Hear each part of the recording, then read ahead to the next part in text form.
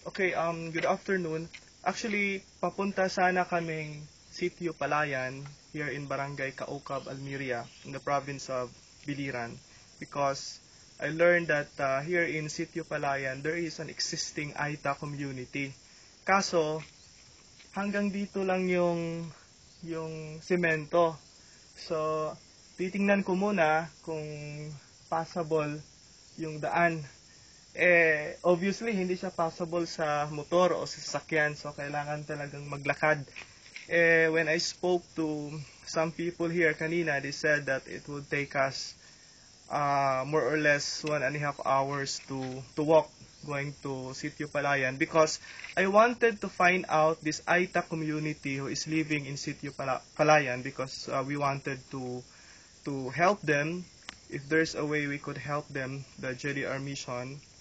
So I wanted to document, to interview, take pictures, and look at their situation. But in the meantime, magsusurvey muna tayo sa daan. Halika, Aljun. Kasama ko yung volunteer ko, si Aljun. Tingnan natin yung daan.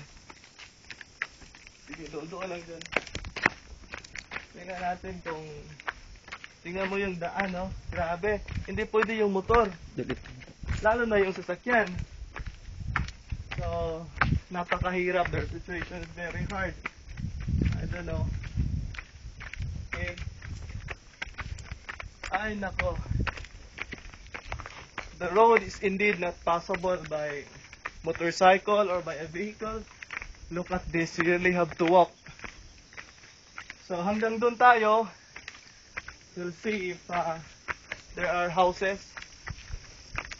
That there are people that we can talk about this area. Tingnan nyo ang daan. Nako, napakahirap. Siguro this is because of flooding, di ba? So, baha. Tingnan niyo yung bato, grabe. No? Ang hirap dito, Algon. Pero see, kahit hanggang dyan lang tayo. Okay. So, well, anyways, obviously, this road is not possible.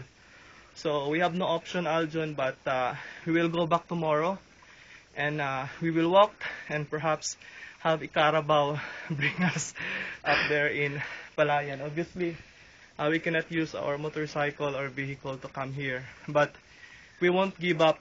I will not give up. We will really find a way to get there, so we would know the real situation of this cultural minority existing in Biliran. I did not know that there are Aita community that exist in this part of the province. So I'm very curious and very interested and determined to see them and find out their situation on how we could best help them. So that's it for today, and we will be back tomorrow. Thank you. Okay.